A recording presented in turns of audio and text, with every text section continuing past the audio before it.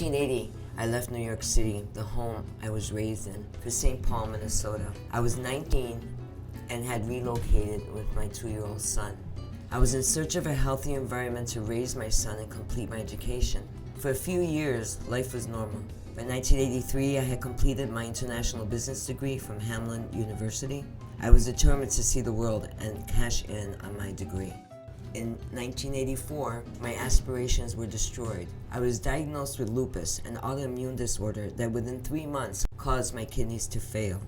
At 24, I was disabled. As a native New Yorker, I saw the prevalence of a drug culture. Now, when I gaze in the mirror, I see my scarred, needle-punctured arms and think of the resemblance. I was young, scared, and I chose to make this an adventure and use my creativity to cope. Reinvention was my way of accepting the new norm. It's Monday morning and I'm preparing for another week at the dialysis center where I receive treatment. I prep my arm to numb the pain. I do this 3 times a week and for 4 hours. All of the blood in my body is siphoned through a tube and filtered to cleanse my body of toxins and excess water. After the 4 hours, I'm exhausted and I've only achieved 10% of kidney function. Because of my O blood type and large numbers of antibodies, I am very difficult to transplant, but not impossible. In 1997, I received a cadaver kidney that lasted 10 years. Unfortunately, I lost it to infection and ended up back on the transplant list. The ebb and flow of living with kidney failure is emotionally and physically challenging, to say the least. I think sometimes it helps to just hear the numbers that in the United States we have 300 million people. We now estimate that 25 million people may have a chronic kidney condition. That's nearly 10% of the population.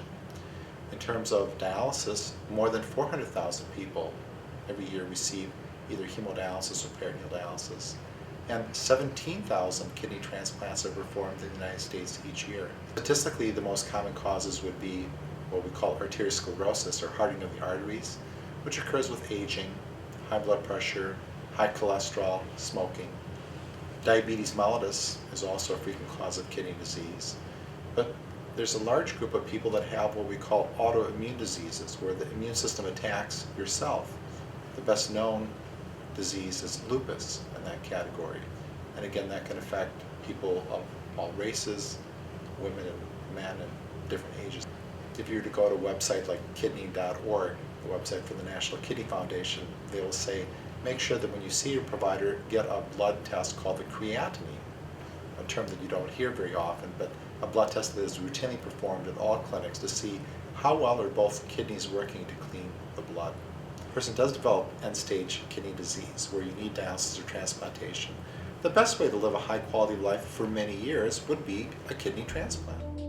Over the years, my family and friends have generously volunteered to donate a kidney to me and give me the gift of life. I will be eternally grateful for their compassion and willingness to take this journey with me. Decidí dar el riñón, lo iba a dar porque quería ayudarla I decided to become a donor because my good friend Vangeline had been suffering with a lot of pain, and I decided that we all have 2 kidneys, so why should I just not give her one of mine? Having observed and my friends going through her challenges and how much the need existed for a kidney transplant, it made me want to just determine if I was an option. The first step was for me to go to the University of Minnesota and give blood to see if I were a match. pues esos me sacaron la sangre y nada, no duele nada. One of the things I thought was very interesting was that were I to be a match for my friend, that was only step 1, and that there were several other stages that I would have to go through before an actual procedure would take place.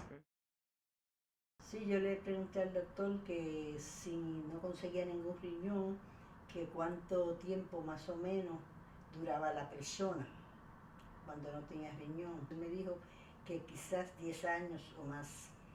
Okay. pero exactamente no, nadie sabe. I've had the privilege of seeing it a little bit from both sides because my wife, I think I told you, donated a kidney to her brother 19 years ago. He's still alive with that same kidney. We cannot relive life, but if she had to do it again, whether it be then, 19 years ago, or this month, she would. I still think it's more important for each person within her or his ethnic group to just look at what is best for her at that time and to see how the family can support her through that process. The population of Minnesota is approximately 5 million. Each year there are 70,000 births and 37,000 deaths. And they'll actually do the math for you, saying that approximately a little bit more than 100 people die in Minnesota every day. Now, for quite some time, the state has encouraged people to be organ donors, so you can put donor on your driver's license.